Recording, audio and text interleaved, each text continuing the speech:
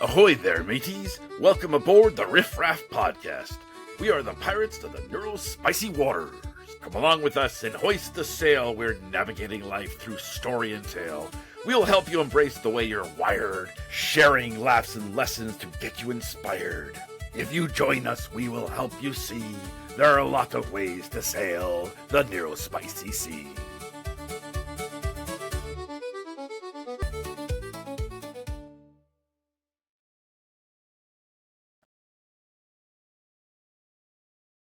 I mean, I feel bad. We're starting without laughing. Like, are we letting the team down? But like we were laughing, but then the last time too much laughing was Valid. So, but now the witches are in charge. So we went a tighter ship. Yeah, wizards are not on the ship today. No, that's kidding. I'm sorry. That was disrespectful. If you're listening versus looking, I may have given a 2-gun salute. Double-barreled. Oopsie. Yes, so it's just the witches today. I was going to say wenches, but wenches is gender identifying. So I have my little ADHD brain was doing a whole pinball. Like, what's an alternative? What would be respectful? But in an honest curiosity way. And then, of course, the amazing Sydney Elaine Butler is like, well, I'm a witch. So, so it's the witches today. Mm-hmm. The witches. Okay. So we do have a topic. Happy Autism Awareness Day. I have strong feelings about the language. And then that's used like awareness versus acceptance versus all of this. Feels a little tokeny. And then I said to Sydney, I'm like, happy being autistic day. And your response was? Yes, I'm quite aware that I'm autistic. It's like, and that's kind of how I feel people feel, she says with a grimace. I feel like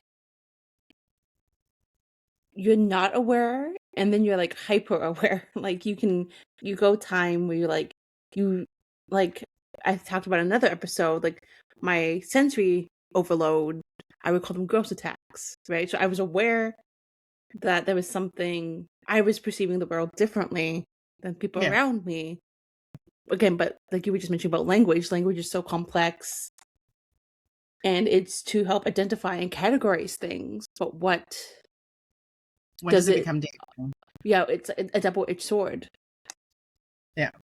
So one of we had our third Nimble ND Connect on Monday, and Sydney did an awesome job. After I got my voice back, after not coughing. Some like selective mutism situation. I don't know what was happening. But we just pivoted and it worked out. And what we discovered is the importance of the format that we do for Nimble ND is the team picks a topic based on the previous month's conversations and what comes up and questions that get asked. So we review the transcript from the meeting summary from it. Everybody's aware that we're not recording audio, we're not recording video, but we do have something running in the background because we don't want to miss what people want to talk about. So in the previous session, it had been you and Maddie running the session. Ish.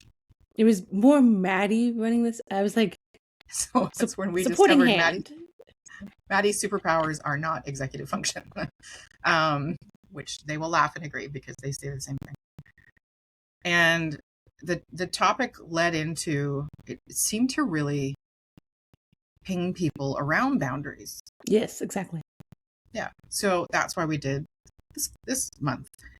And I found it extremely intriguing because I don't know if I'm good at boundaries or not.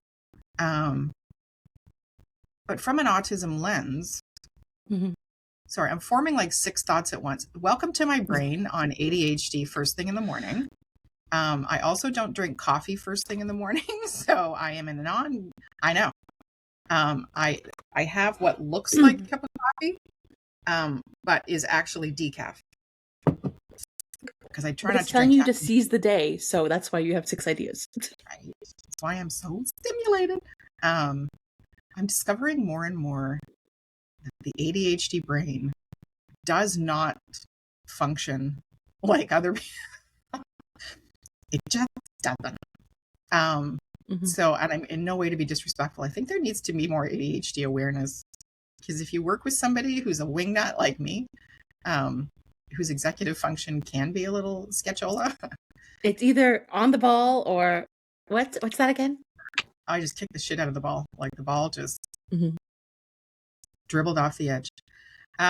So with that boundaries thing, we ended up having the Nimble ND Connect. We went into boundaries, and Sydney introduced some really cool topics, like just ways of looking at boundaries. And one of them was no is a complete sentence.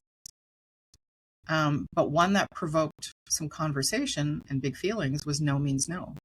Mhm. And I'm wondering if we can tie that into autism awareness. And somebody on the event, I never thought about it this way. They said, I'm trying to conserve my energy because it's about to be like autism palooza for the month of April. Mhm. And I'm about to get a lot of attention being active in the autism Mhm. community and whatever. So when we look at autism acceptance and what we may or may not understand about autism, when it comes to boundaries, because I feel like they get violated a lot. Yes. Okay. Would you be comfortable? Yeah. Yeah. Hit it. Boundaries for anyone is complex, and I think because like it's kind of another layer of social norms, and I think I think with that, because of how people interact with each other and what is overstepping, and that's kind of confusing, and even like Mhm. not knowing what other people are overstepping. And for me personally, I don't know if it's an autism thing, but I think it's also important to recognize that we're all unique, you know? And Mhm. so it's like, is that a Sydney thing? Is it an autism thing? Is it, is it a trauma thing? Because I also which I've seen research that trauma and autism are really closely linked. And so I'm like, oh, cool, I run the jackpot. But in all When seriousness, it comes to boundaries, sorry, or just in yeah, general? in general, but when it comes to boundaries, because I think under not understanding what a clear boundary is and how I think there's also like some definition of what a boundary is, but sometimes it's like in the Nimble Connect, we saw that there's room for interpretation and ways that like the no means no, no is a full sentence, and not understanding the power of the words and the actions that are in place. And so I Yeah. think like like when I was a teenager, I like boundaries who like, and for me, I would overstep with other people, and other people would overstep with me, right? And so that was really difficult. And Mhm. I've now been with the same therapist. I'm happy to admit this, with the same therapist for 8 years since I had a really bad You. traumatic incident, and like once a year or more than once a year. But I'm always like, she sends me a new boundary worksheet. She's like, okay, what boundaries do you really want to focus on this year? What does that look like in you? Oh. Um, because which is like, what boundaries are you proud of that you accomplished last year? Making me reflect on that. What boundaries do you want to move forward? And so that's Me, oh, been me. crucial for me understanding how I'm showing up and interacting with the people around me. Okay, I'm having so many thoughts right now. This is the challenge with my brain, is that we're very fortunate we skipped over the introduction part and straight into the chitty chat because we know each other. So by the way, welcome to Across the Desk. On that note. On that note, and the Riff Raff podcast, maybe we'll do some switcheroony on this. Normally Like we are. Nimble. Honestly, this whole week has just been foobarred. So normally there's 4 of us. Normally there's Maddie Dever, who is currently speaking at the ICANN conference in Niagara Falls. So we were lucky to have Maddie in town on Tuesday to end Employment Works and connect and things like that. And then we also have Paul Coleman, who's known as the Arctic LARPer. True story. Paul and I were at an event at Sheridan a week ago now. And one of the neat activities for service providers and employers that were at the event was they would do a custom dog tag.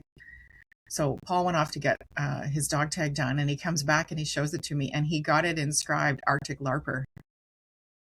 So it's so official now. He's wearing the badge with honor. He's wearing the badge. Yes. So then I'm Elizabeth Plouffe. I'm the founder of Spiro Canada, and I started the Across the Desk podcast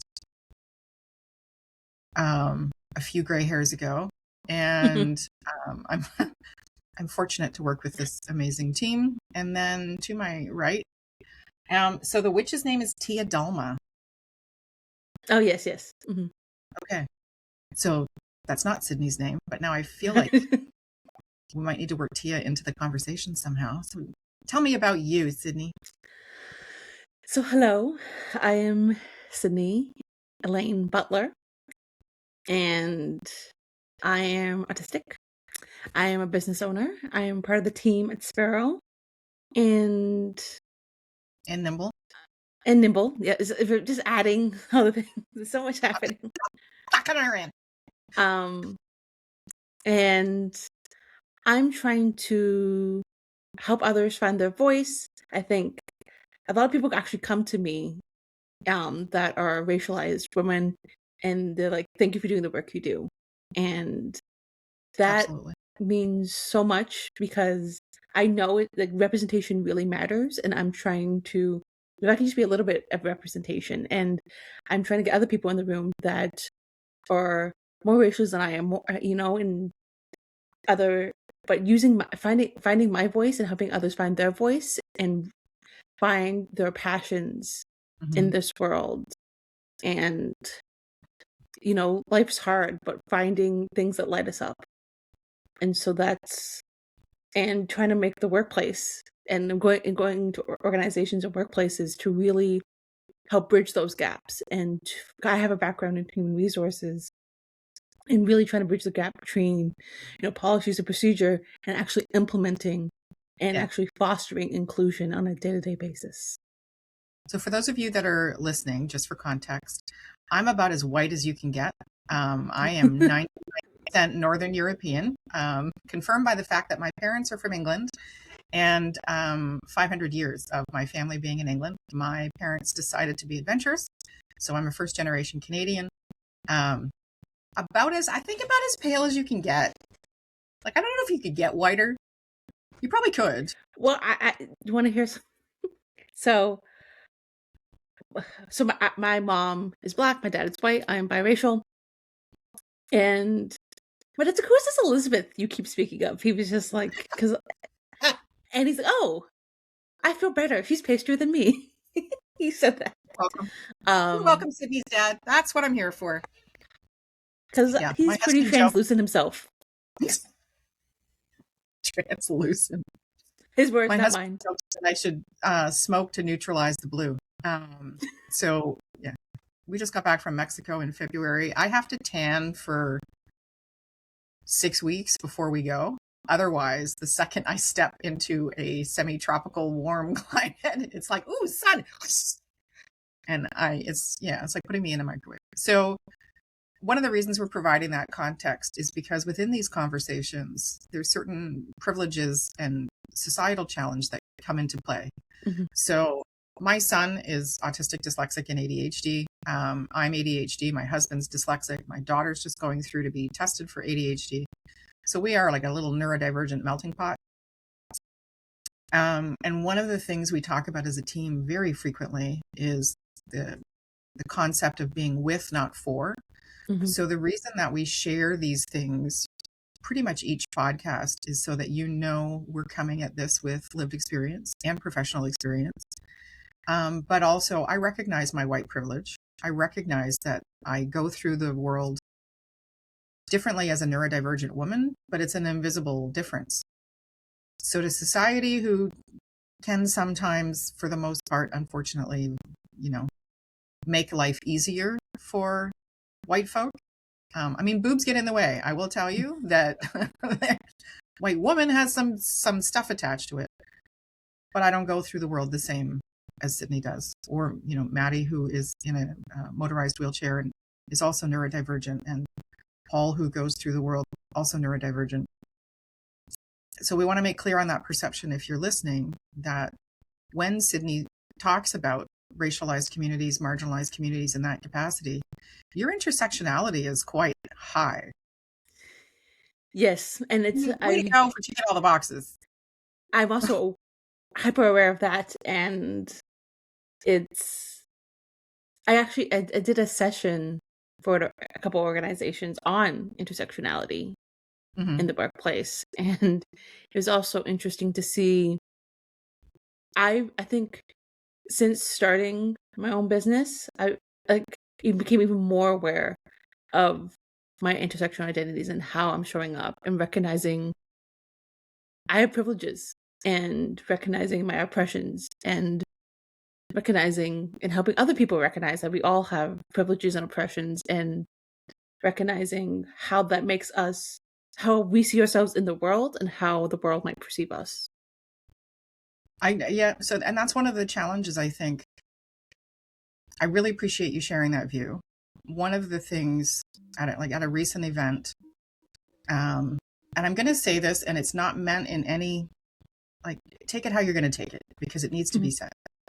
So Paul and I do a lot of events together, a lot, as part of an awesome program that we are a part of with the Canadian Association of Mold Makers. One of the things I'm very passionate about is neurodivergence in trades.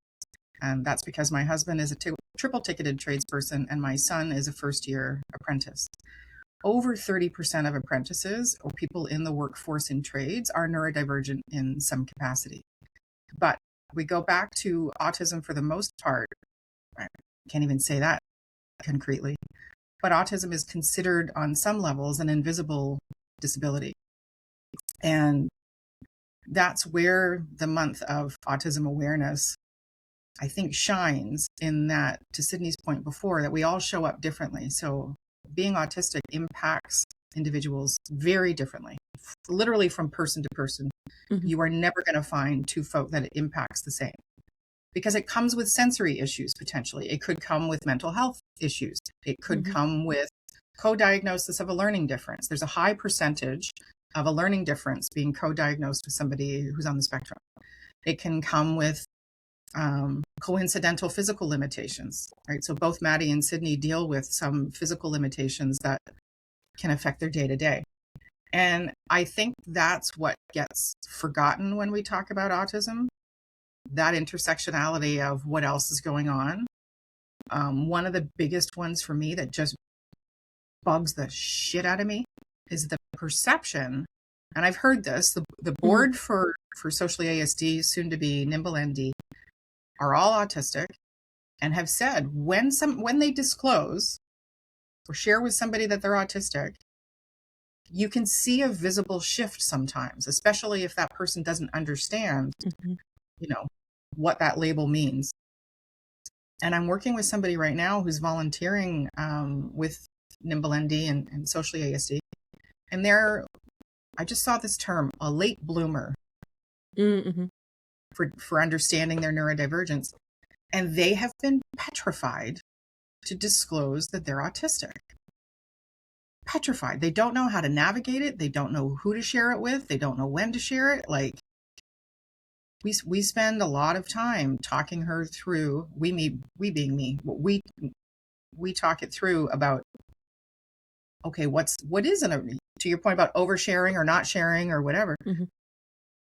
she doesn't know where it's safe to share that she's neurodivergent, because the perceptions are so all over the place. Mm-hmm. And people truly don't understand what being autistic means or what that representation means. Our team, folks, is an entire team of successful entrepreneurs. I mean, success is relative, but each of us run our own business, have families, part of families, like whatever it is.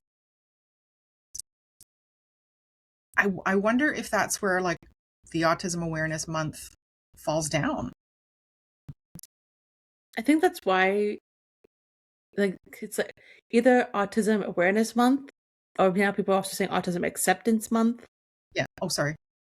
And I think there's still so much to learn, and there's still so much bias that we have to climb through on a day-to-day basis Mm-hmm. that it gets muddled. Or I think people still think autism looks one way when it doesn't. Oh, And sorry. I think like media informs so much of how we understand our world around us. And the perception that you usually see in media is a very two-dimensional depiction of autism.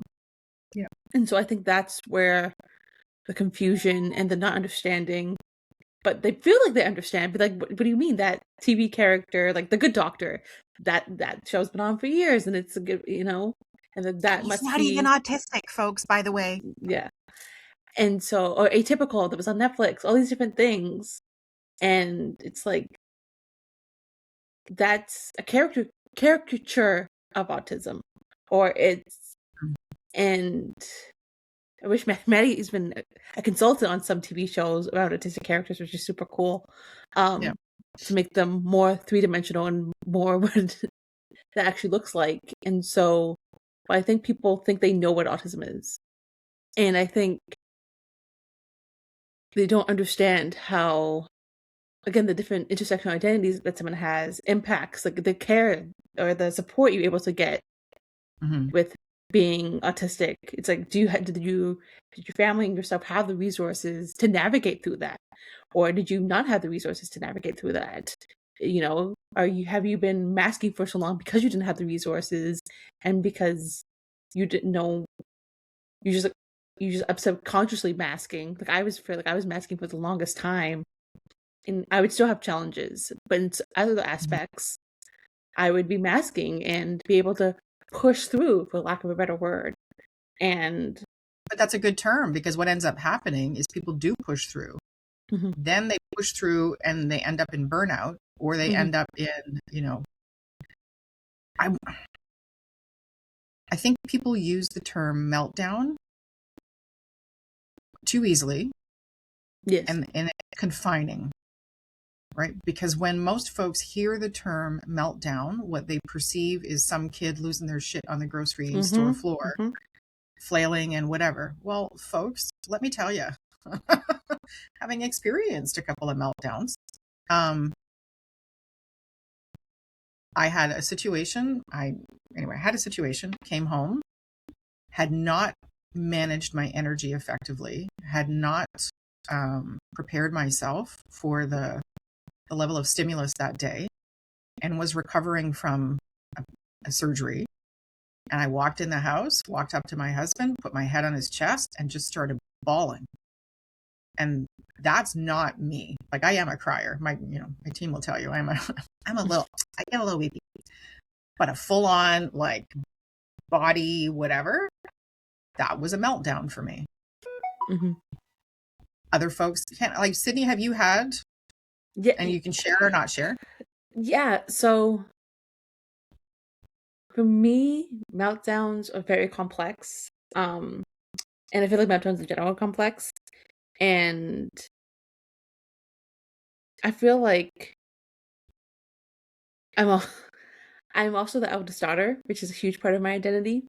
In a biracial family, and second generation Canadian. And just understanding that, and I think just society is like, you have to keep, again, the pushing through. And I would have moments, and I was like, I always felt like I had to take care of myself and those around me. And so again, but then, and in other relationships too, I was always the one. I was like, I feel like I was putting 150% in, other people weren't putting pouring the energy in versus inviting somebody in. And now in my relationship with my Gordon, my healthy I love that. like I one time, I have a story. So one time we were going to see a musical downtown Toronto, and sometimes, like, I know my way around Toronto, but sometimes I get super overwhelmed and I just like forget everything. I'll go blank. And we had like half an hour till we had to get to the theater, but I'm like, you have to be here at this time. I like things scheduled. And so in my mind, we were already behind schedule, even though we weren't. Uh-oh. You know? And I was like, because I want to be at the theater at this time, even though we still have we have a buffer, but I want to be at the theater at this time. Mm-hmm. And he's like, we have time. What time is it? He's like, again, asking me, confirming what time the thing starts. And he's like, yes, we have time. And I literally went non-speaking. Sometimes it happens when I'm super overwhelmed. I go non-speaking. Hard to believe I know, because I always talk a lot, but sometimes I go non-speaking. I can get that. Yeah. And then I feel like I spiral even more, because then I feel guilty for feeling bad. And it's just a whole like, and he's just like, oh no, and then he's like, he took my hand. He's like, we're almost there, like, and just like showed me on his phone. He's like, this is how long it's gonna take to get. We have 5 more minutes. We're almost there. It's okay.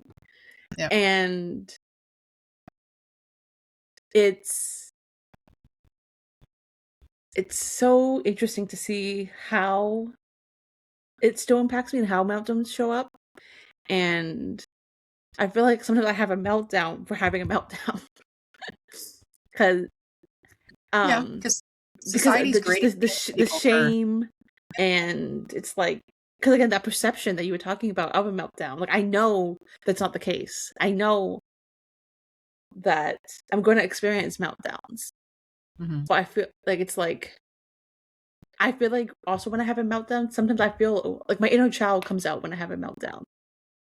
And it's just like, because there was an incident when I was a kid around time management and things like that with one of my parents, and that caused great stress and caused me great pain. And so I feel like now when that happens again, like, but I'm supposed to be better, and like, no one's exactly, and then we're behind, and la la la. That internal dialogue. I have a lot of internal dialogue, and then I have trouble communicating that to someone else. It's just like, because I always feel like I have to figure everything out myself.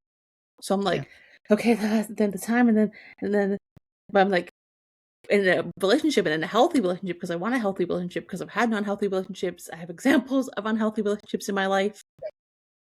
But that's I kind of revert back to what I'm used to. And so it's hard to communicate when you're feeling that overwhelmed, and that I'm like, and then I'm like, why don't you understand that I'm upset? Or why don't you? But then I'm like, I really am not communicating. And so sometimes now I feel sometimes with that happens too. I want to communicate via text and then write it down. And so my partner's like, hey, just write it down, but and show it to me, text it to me. Sometimes we're having a phone call or a video call. He's like, send me a message of how you're feeling, or when you have a moment, and you can allow. And he also says, take the time to melt. He gives you the permission to have that melt. Aww. And he's like, I know you're trying your best. You're doing the best you can with what you have in this moment. And so that's really changed my perception of how my meltdowns are showing up, and how to allow myself to melt, but also have tools in place to still communicate effectively to him and to other people if I'm in that situation. What's the name of the snowman in Frozen? Olaf. Thank you. So we could Sorry, I call it love Frozen. Olaf. I love Frozen. It's fine. I have I a was like, whole case for perspective. I have a whole Elsa case tiara. Should we wear them on our trip? Should we? Ooh. So we're going on a trip. Okay, so we'll do that in a second. So could it be called, and not to make fun of it, but adults need the conversation. They need the tools and they need the words to safely let people know within their circle what's going on.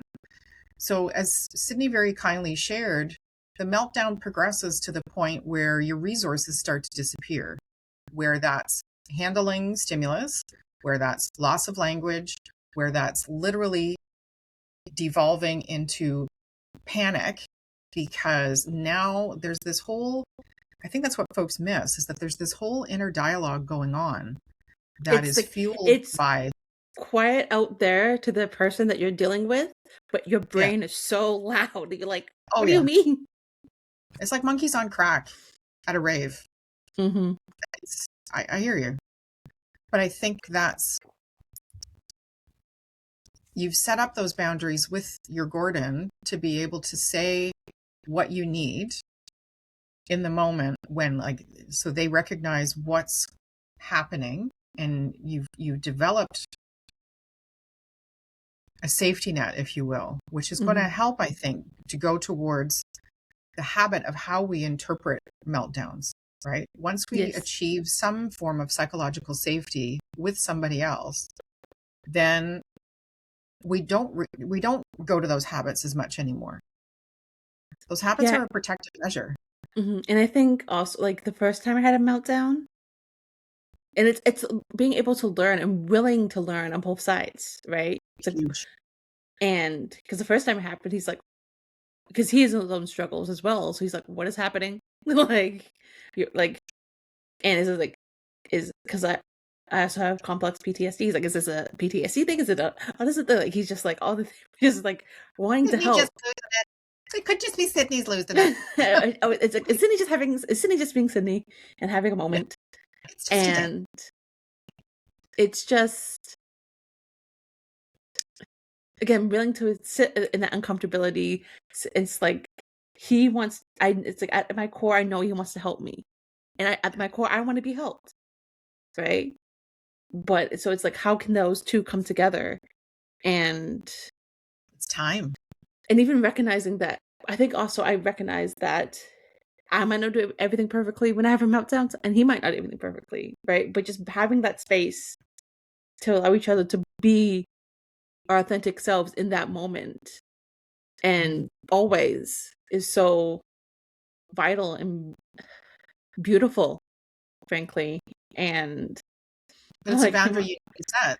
I had one in front of his family once, and like, oh, so now you know how to deal with autism. That's pretty cool, Gordon. And he's just like, no, I just know how to deal with Sydney.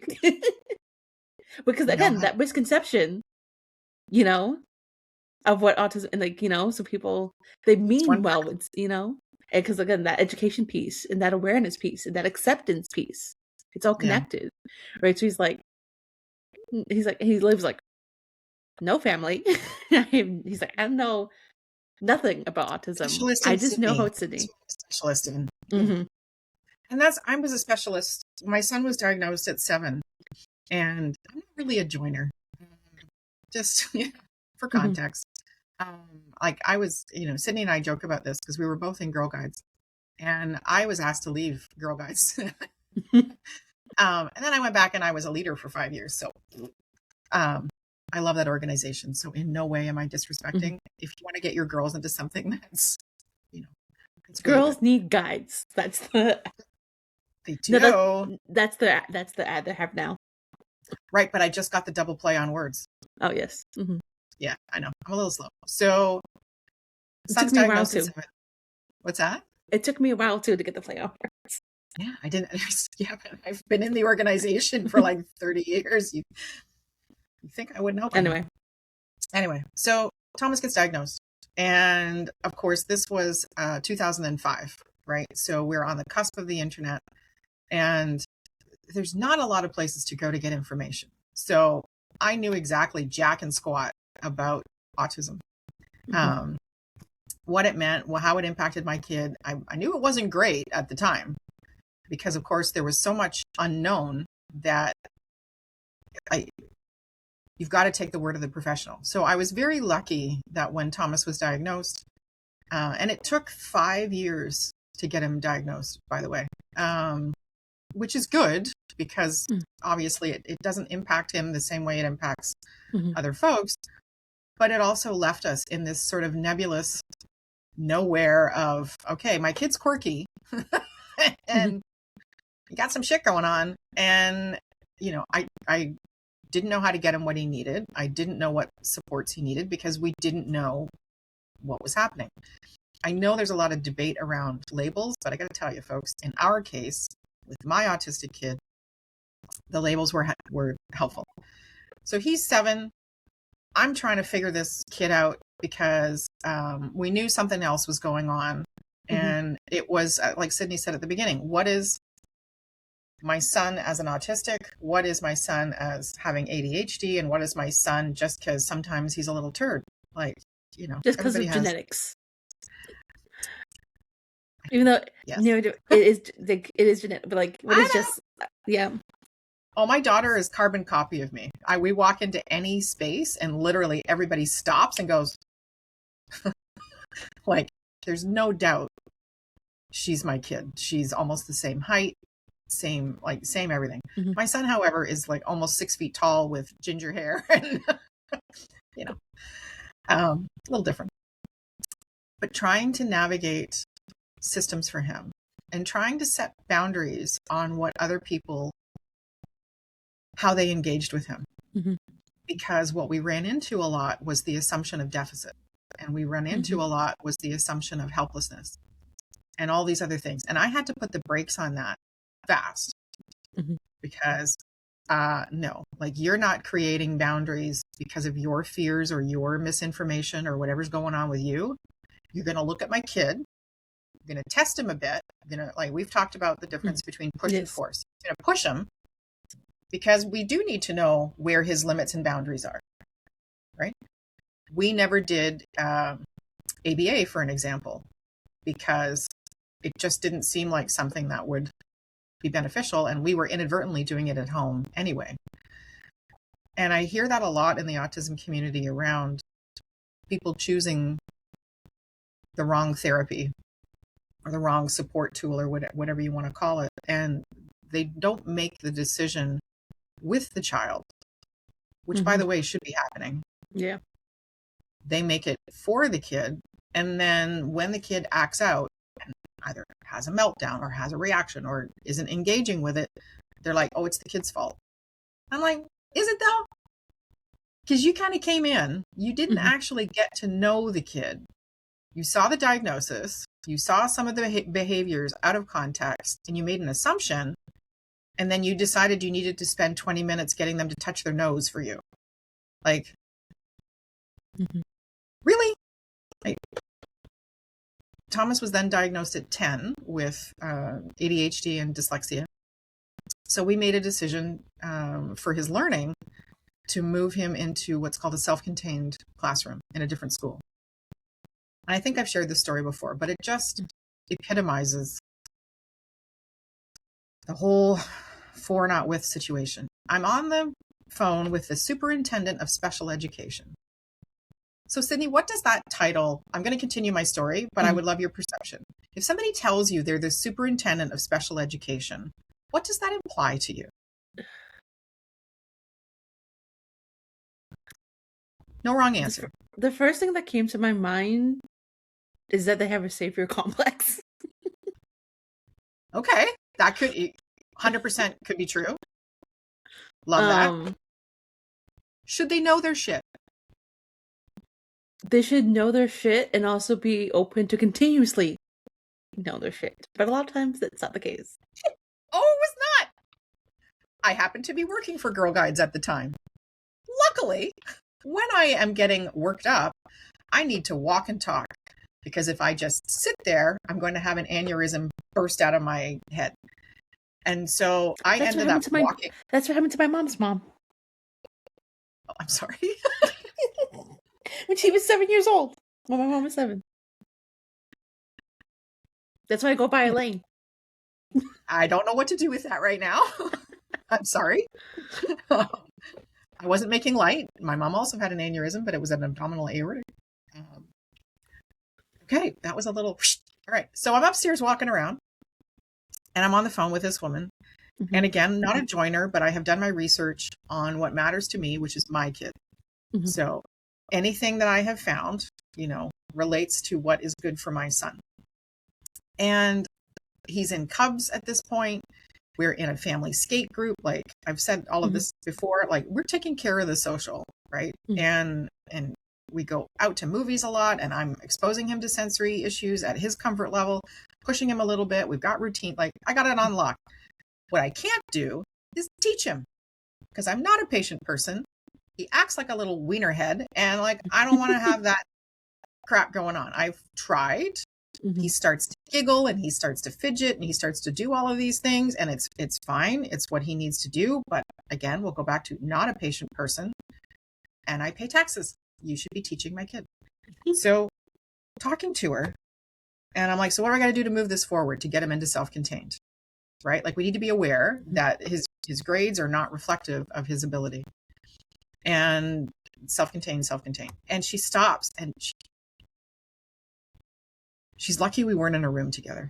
And, well, Mrs. Plouffe, you must know that going into grades 7 and 8 is the key time for social relationship development, and removing somebody from their peer group to focus on, education and whatever could be detrimental to future relationships. I had a moment, and I had to collect myself. When I get very angry, I've gotten much better at recognizing when that's coming. And so what I will do is stop speaking for a second and look at the ground. Because if I continue to look at whatever's causing me to be angry, I'm going to say some things that they are going to regret. I won't regret it, but they won't be happy. So even though we're on the phone, I pause and I look at the ground, and I'm like, Elizabeth, you can't eviscerate this woman. Like, try and be nice. I can hear my mother in my head at the time going, Elizabeth, you shouldn't talk like that. So I said, okay. I said, just curious. I said, your title is Superintendent of Special Education, correct? And she said, yes. I said, okay. Do you know anything about autism at all? Like, you got one fun fact you can spit out for me right now? I'm like, because if you truly understood, you would know that the social component is the least of our worries and causes the most issue. He would do better socially in a smaller class of 14 students with support in the room and whatever. I don't care about the social aspect because I'm already taking care of that. He's in scouting. We go and do family skates. We have friends. Like, he's good. What he can't do is learn in an environment where there's constant social distraction and stimulus coming in, and he comes home exhausted, borderline on a meltdown, because he's dealing with teachers talking at him and students noise everywhere and the noise of the school and all that kind of stuff. I said, so put him in the fucking self-contained. Like, whatever we got to do for that, do that. She says, well, actually, I'm a trained autism, whatever. I'm like, you need to go and get recertified. Like, you need to educate yourself, because you're hanging on to stuff that doesn't apply anymore. And you're slapping that on my kid.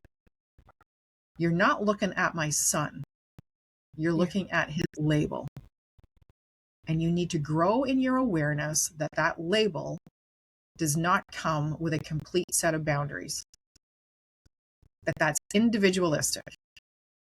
And never should you ever, if anybody is brave enough to share with you that they're on the spectrum or they have some other neurodifference, never should you ever voice your limitations. And I know it's unconscious, and I know, like, For the love of all that is holy, park it and look at the person. Mm-hmm. Your lens shouldn't shift because somebody has been brave enough to tell you why they're potentially going silent, why they're potentially needing to talk to you through text. Honor their process. And if you don't understand what's happening in the moment, it's not that person's responsibility in that moment to educate you. It is your responsibility to pause, meet them where they are, and figure it out after. Mm-hmm. And to Sydney's point, if what you learned about autism is from 1997,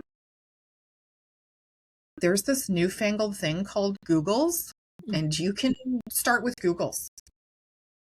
Like if you were to recommend some spots that people could go and learn about autism and upgrade their skills, YouTubes. There's also the use of the tubes. Go to the YouTubes. There's great stuff on YouTubes. Do you have resources that you would try and recommend to folks? Which we didn't do this ahead of time, folks, so I'm putting Sydney on the spot. Like I have some, but I'm blanking now on like the specific, like, you know, That's like I know the autism. We're gonna use the Google. Yeah, let's use the Googles. Autism. We're gonna use the Googles. So there's the Autism Alliance of Canada, mm-hmm. And that ties into Sydney and I and Maddie are going to the Autism Alliance of Canada Leadership Summit in a week, just over a week. Yeah, something like that. Just like time's flying. Time's flying. And we had a great conversation. So we're picking our snackies. But Sydney has shared there's some stuff on a long road trip that we need to be aware of. I'm like, all right, cool. How do we figure that out? What does that look like? We're driving in a cool car. We're going to have our tiaras. We're going to be ready for any Olaf situations going on. Like, yay. So there's Autism Canada. .org. There is Autism Ontario, obviously. Carrie's Place. I'm looking here. There's Holland Bloorview, but that focuses mainly on kids. One of the challenges I find is that there's not a lot of dedicated resources for adults. Yes. Because, by the way, particularly for women, they are, I love this term, a late bloomer in recognizing that some of the struggles that they've had have not been because it's an Elizabeth thing. It's because it's an autism thing. And we haven't caught up yet.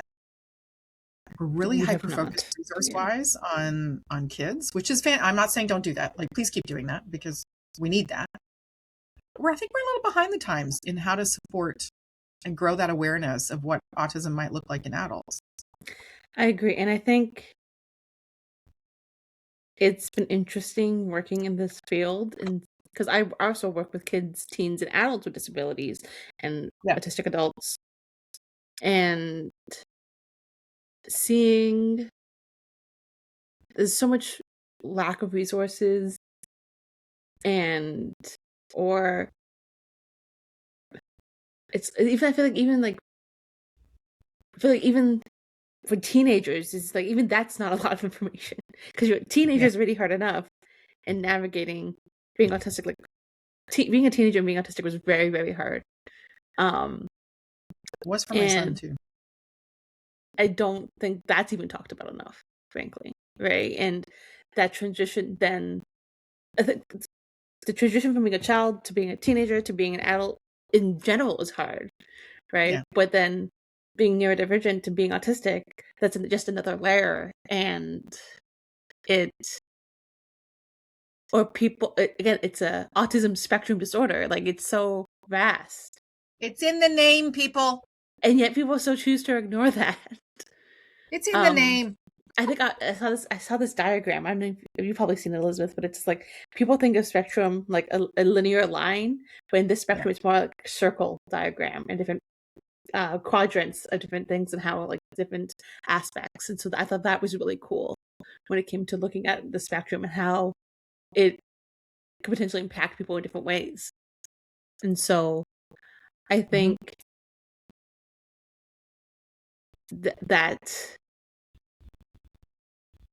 I think people, again, I think it's the perceptions, and people don't understand that, or like for like some days some days are harder than others when it comes to sensory input from myself personally, For sure. and some days it's just like everything is awful, everything is too much today, and other days it's like okay, and so I think Just have an idea, so I'm just writing it down. Sorry.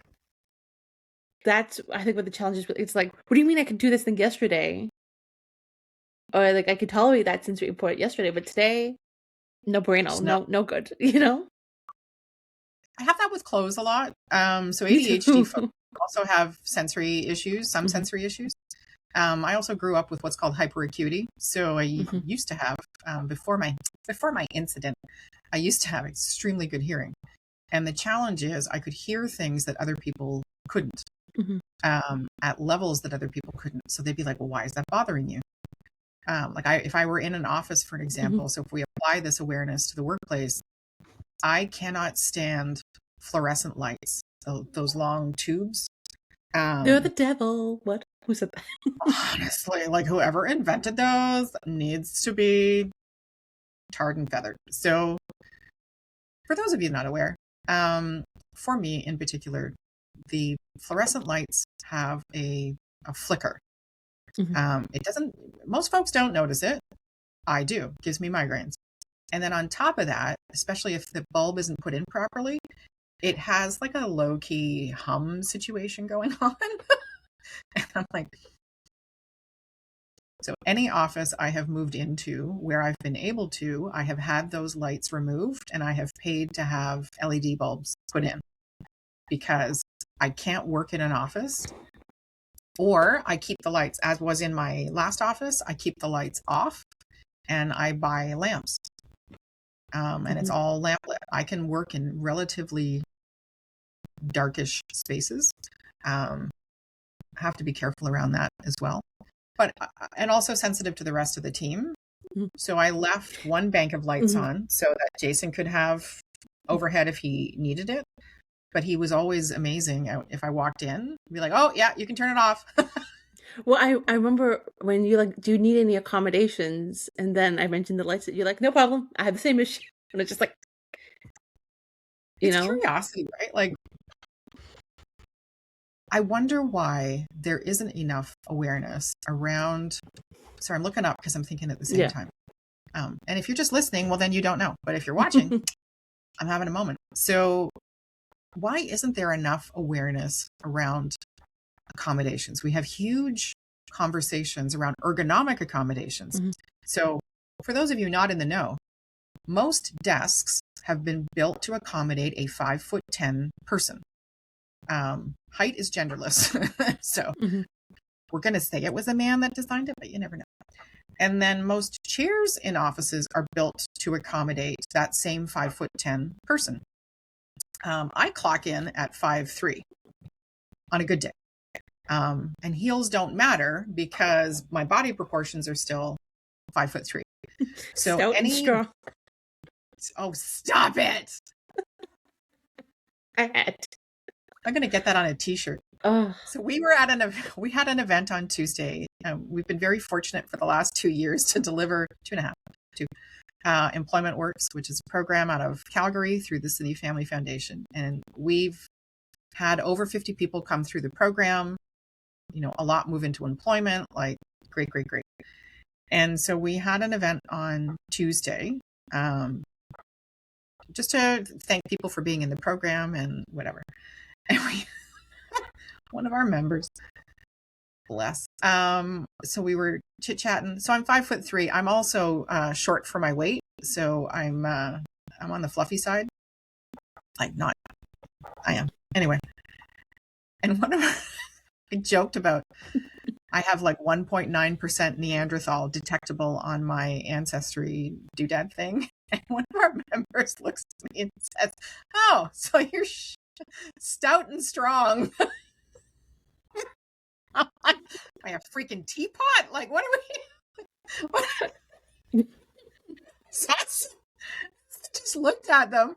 I was like, "So, friend, traditionally speaking, most women don't like to be referred to as stout. Strong is great.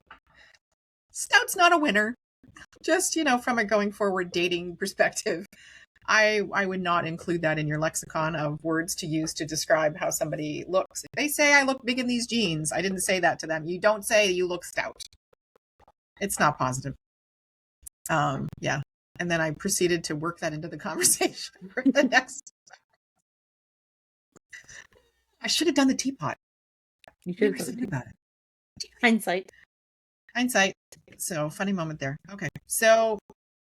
Well, you're seeing this person tonight, so you could do it. Oh my God, I am. Oh, I'm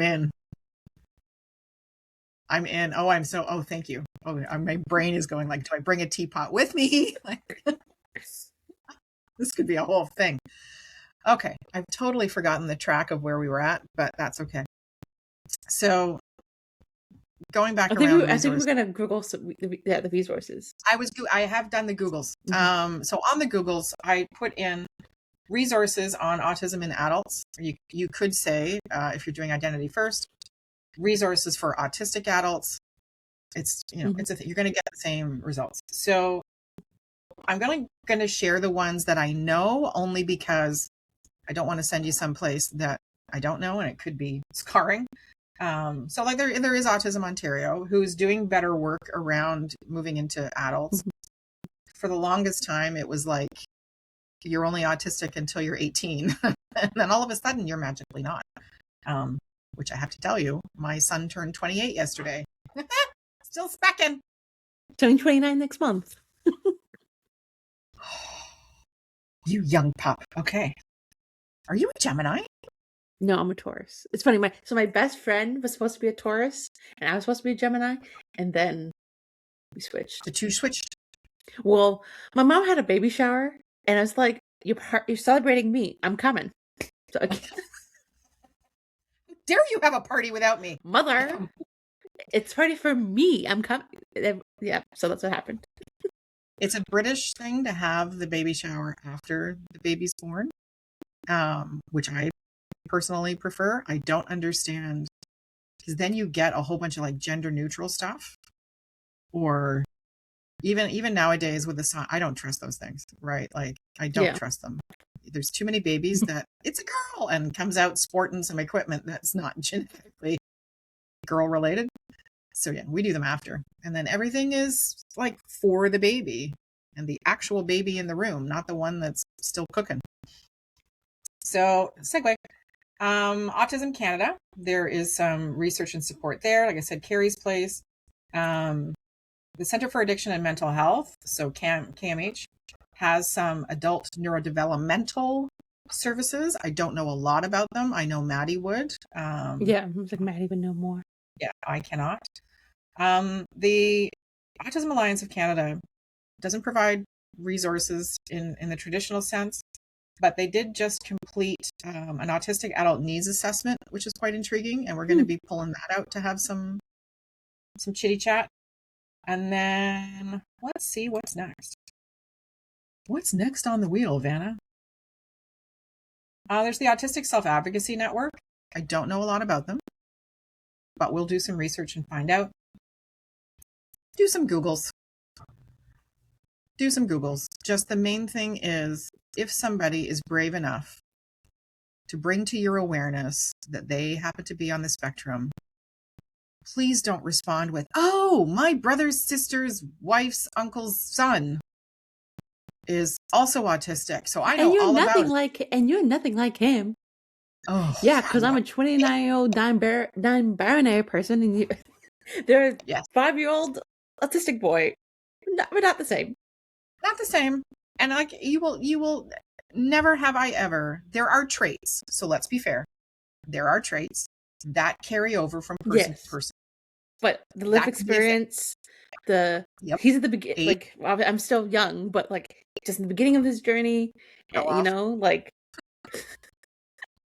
hush. I'm not 30, by the way.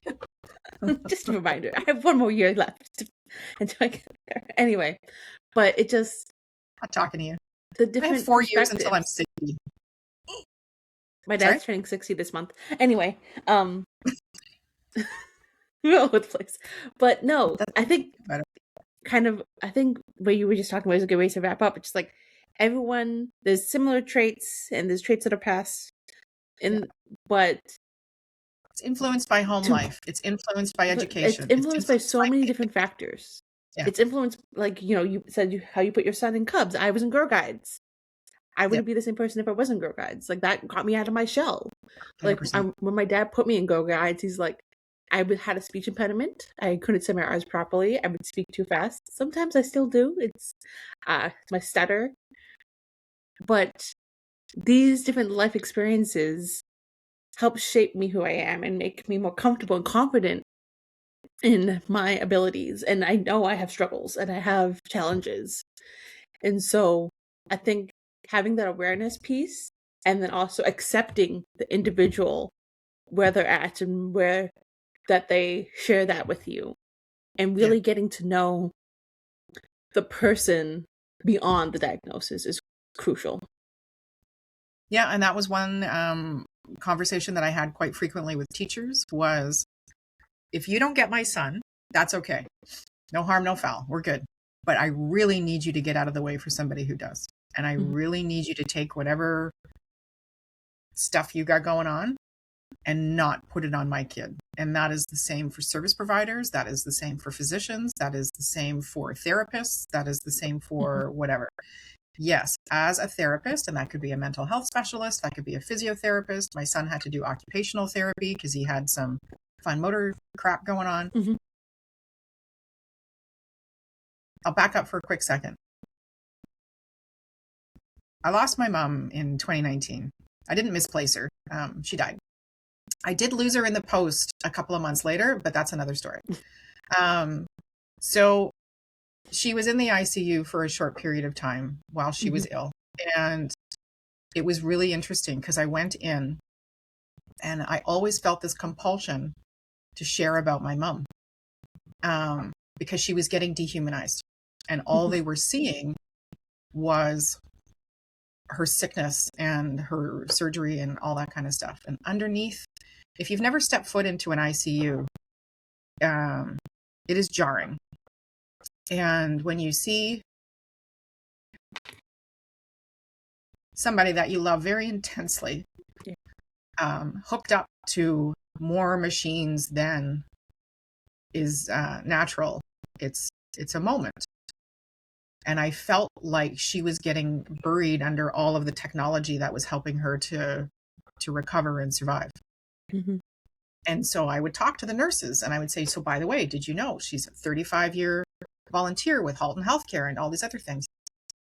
And the nurse looked at me one day and she said, keep doing that. And I'm like, you're going to have to be more specific. Like, what am I doing? She said, keep telling us about your mom. Because as a professional, we lose perspective. Our focus is on all the things keeping your mom alive right now and helping her recover. We lose focus of the human underneath all of that. So keep doing that. And so for 3.5 months, while my mom was in hospital, every new person that came in, hi, this is Mary. She's awake, by the way, and like fully sassy and whatever. Not one great at talking about herself. When it comes down to awareness, either about you as an individual who might be autistic, you as a parent who is in the short term acting as the voice for your kid, you need to show people that there's a human behind the label. And you need to give your kid the tools when they're little to share that about themselves. Talk about their traits. And what I mean by that is you are kind, you are smart, you are funny, you like Lego. Like, talk about all of those things so that they can then use those tools to share about themselves and put that face on their diagnosis. And when you do that, when you take the time not just to be the voice, but to help your kid find their voice, you end up with people like Sydney.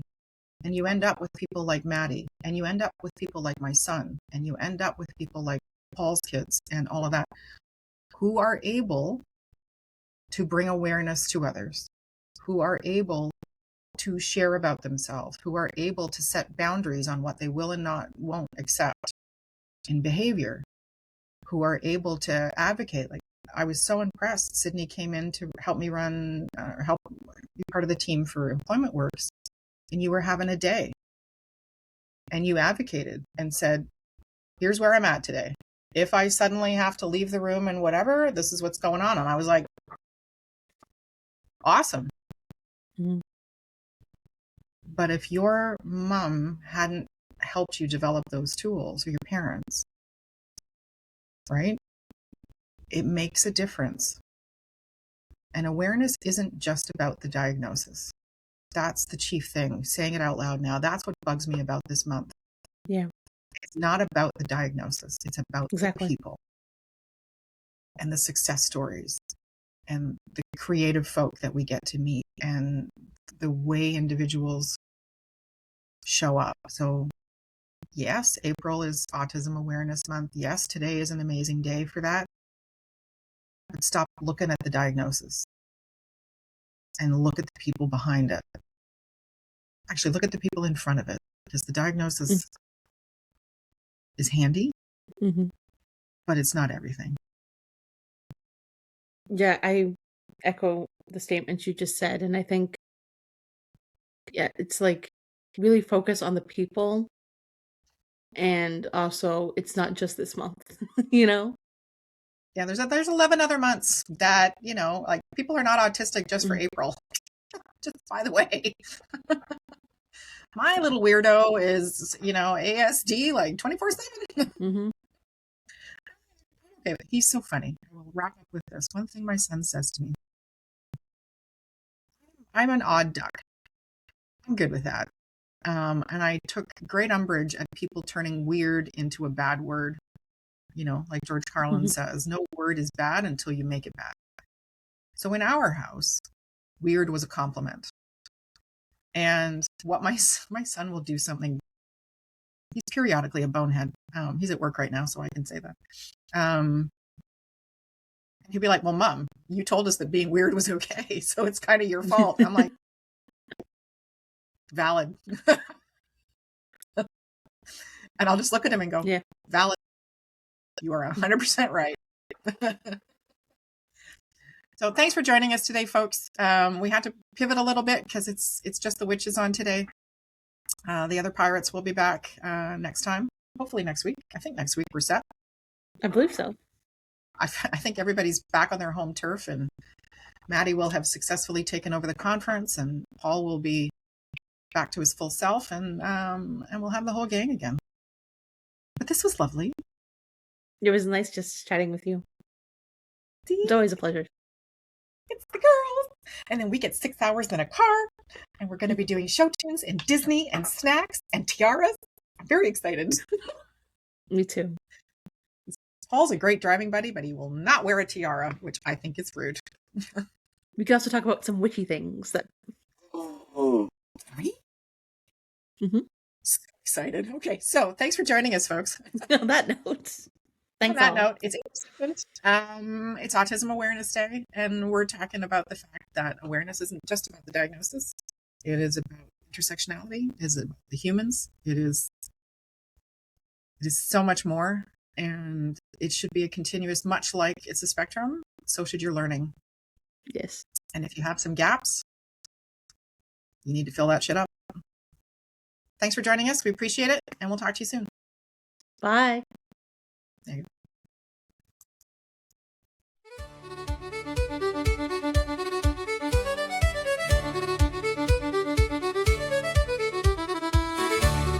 Hey, this is Elizabeth Blue from Spiro Canada, one of your pirates on the Riff Raff podcast team. My fellow pirates include Maddie Dever from Autistic Bridge, Sydney Elaine Nuttler from Accessible Creates, and Paul Coleman from Creation Designs, who is our very own Arctic LARPing Santa. Thank you for joining us on the Neurospicy Seas, and we wish fair winds to you all.